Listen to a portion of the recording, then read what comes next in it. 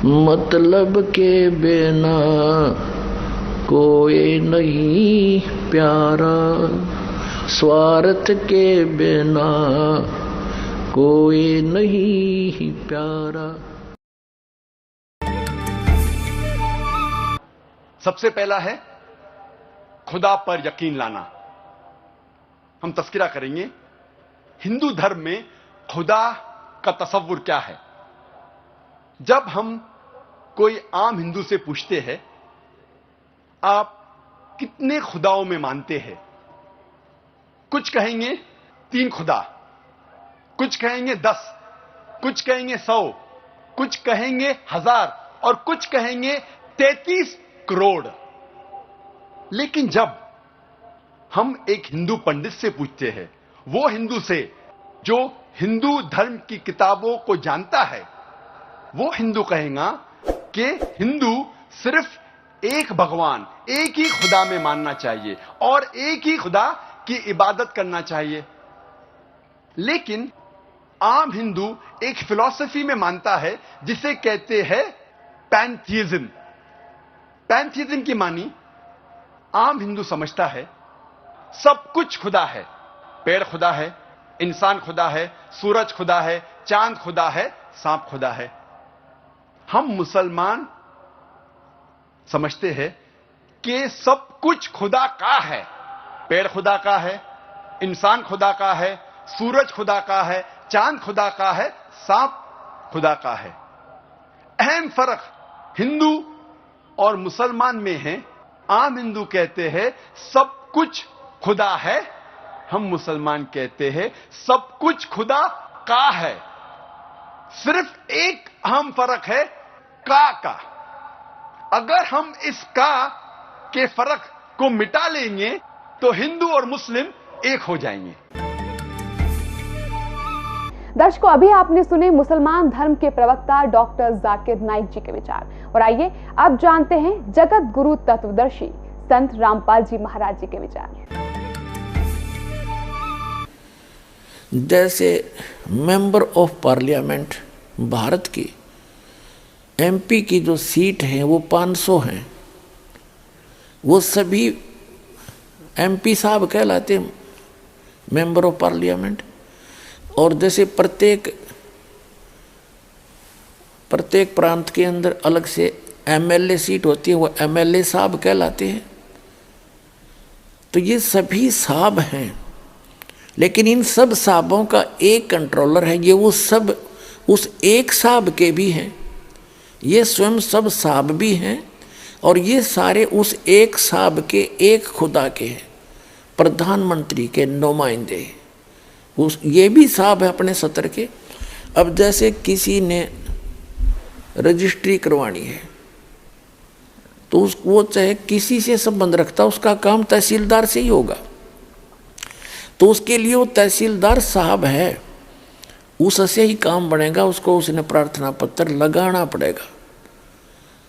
तो जो incomplete knowledge रखते हैं वो कहते हैं हम एक खुदा के, एक भगवान, एक अल्लाह के अतिरिक्त हम किसी को शरीक नहीं करते। देखो, शरीक करना और बात है, पूजा अन्य चीज होती है। जैसे एक पतिव्रता स्त्री होती है, वो अपने पति की पूजा करती है और सत्कार सभी का करती है। जैसे जेठ है बड़े भाई की तरह, जेठानी है बड़ी बहन की तरह, देवर है छोटे भाई की तरह, देवरानी है छोटी बहन की तरह, ननंद है उनको अपनी बहनों की तरह।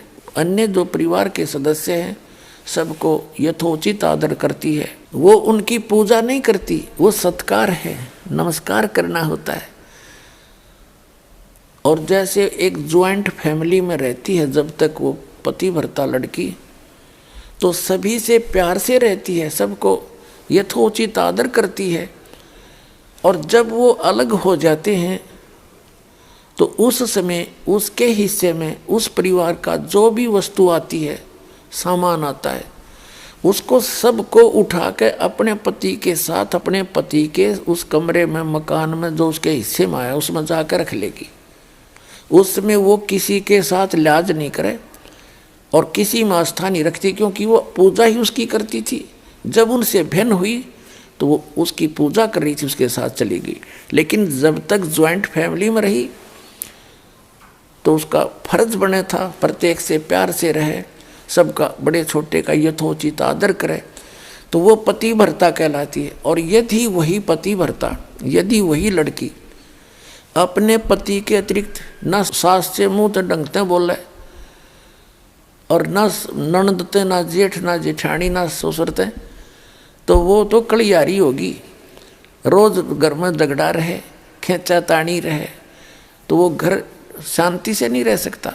तो जो व्यक्ति ये कहते हैं कि हम खुदा के अतिरिक्त किसी को भी शीश नमन नहीं करते, ये उनकी भूल है। नमस्कार करना ये पूजा नहीं है, ये तो एक आदर करना है, बड़े छोटे का सत्कार करना है, झुक कर प्रणाम करे उनको, तो ये पूजा नहीं है। पूजा तो आत्मा से जिसको चाहते हो उसकी पूजा है, और बाकी सब क्रियाएं हैं ये करनी पड़ती है। जैसे हमने जल निकालना है, जल प्राप्ति के लिए हम पूजा जल की करते हैं, और जल कहाँ है? जमीन में। जमीन से जल प्राप्ति करने के लिए हमारा पूज्य तो है जल, वाटर, और लेकिन हम उसके लिए जो भी प्रोसेस अपनाते हैं, प्रोसीजर, और जो भी उसके उपकरण प्रयोग करते हैं, हम उनकी पूजा नहीं करते, उन क्षेत्र हम क्रिया करते हैं उस पूज्य वस्तु को पाने के लिए। तो जो भी साधना, दंडवत प्रणाम करना, धर्म करना, सुबह दोपहर शाम के ये नित्य नियम करना, नित्य नियम कहो, नमाज कहो, इसको स्वाध्याय कहो या ज्ञान यज्ञ कहो, एक ही बात है। और फिर मंत्र जाप करना, जो यथार्थ मंत्र जाप कर बताए हैं वो करना, ये सब प्रोसीजर है, ये क्रियाएं हैं उस पूज्य वस्तु को पाने के लिए, उस अल्लाहु अकबर यानी कंप्लीट गॉड को पाने के लिए, और उस सतलोक में जाने के लिए जहाँ सदा सुखी रहता है प्राणी। तो उसके लिए हमारा पूज्य तो है अल्लाहु अकबर, और बाकी जो उसको पाने के लिए, जैसे जल प्राप्ति के लिए हमने बोकी लगानी पड़ती है, पाइप नीचे उतारना पड़ता है, उसके बाद फिर हैंडपंप लगाना पड़ता है, और फिर हैंडपंप की भी साधना करते हैं, ऐसे हिलाते हैं, तो उससे वो पूज्य वस्तु प्राप्त होती है जिसके लिए हमने सब क्रियाएं की थी। तो इसी प्रकार जो हमारे पूज्य परमात्मा हैं, कबीर देव, कबीर अल्लाह, और वो स्थान पाने के लिए जहाँ कोई दुख नहीं है, वहाँ जाने के लिए हमने ये सब क्रियाएं करनी होती हैं। नमस्कार करना पूजा नहीं, और नमस्कार करे बिना अभिमान नहीं जावे, अभिमान वाले को भगवान नहीं मिल सकता। आधिन्नी के पास है पूर्ण ब्रह्म दयाल, मान बड़ाई मारियो बे अदबी सरकार। आज दास बताना चाह रहा है कि जैसे एक प्रांत है, एक स्टेट, उसमें एक मुख्यमंत्री होता है और अन्य उसके मंत्री होते हैं। तो इस एक प्रांत में मुख्यमंत्री का रोल करता है ये ब्रह्म सरपुरुष, जिसने कुरान शरीफ का ज्ञान दिया, जिसने बाइबल का ज्ञान दिया, जिसने श्रीमद् भगवद गीता का ज्ञान दिया, जिसने चारों वेदों ऋग्वेद, यजुर्वेद, सामवेद, अथर्ववेद का ज्ञान दिया। ये एक ब्रह्मांड के अंदर मुख्यमंत्री का रोल करता है, और इसके 3 पुत्र हैं, रजगुण ब्रह्मा, सदगुण विष्णु, तमगुण शिव जी। ये इसके प्रधान हैं, 3 एक विभागीय मंत्री हैं। इसके इनके अतिरिक्त, इनके अंतर्गत और बहुत से देव हैं, जैसे वरुण जल का देवता, और सूर्य देवता जो सभी प्रकाश स्रोतों का इंचार्ज है। जैसे कोई बिजली महकमा है, बिजली महकमे का जो मंत्री है, जिसे पावर मिनिस्टर बोलते हैं, वो कोई पावर हाउस नहीं होता, कोई जड़ नहीं है, वो एक व्यक्ति है चलता फिरता, वो एक मंत्री है, कंट्रोलर है उस बिजली के महकमे का। इसी प्रकार जैसे इरिगेशन मिनिस्टर होता है, यानी सच्चाई के नहरों का मंत्री, तो वो नहर नहीं होता। ऐसे ही सूर्य देव है, सूर्य एक देवता है। वो सभी ये जो आग का गोला सूर्य आपको दिखाई देता है, इन ऐसे ऐसे बहुत गुणे सूर्य हैं इस सौर मंडल में, और इन सभी प्रकाश स्रोतों का वो इंचार्ज है, वो मंत्री है अलग से। और जैसे जितने भी पृथ्वी हैं, इनका भी एक देव है, पृथ्वी देवी है। इन सभी ग्रहों की वो संचालक है, उसके अंतर्गत आते। तो ये सभी देवता हैं, ये सभी स्वामी हैं, अपने अपने विभाग के साब हैं, खुदा हैं, अल्लाह हैं।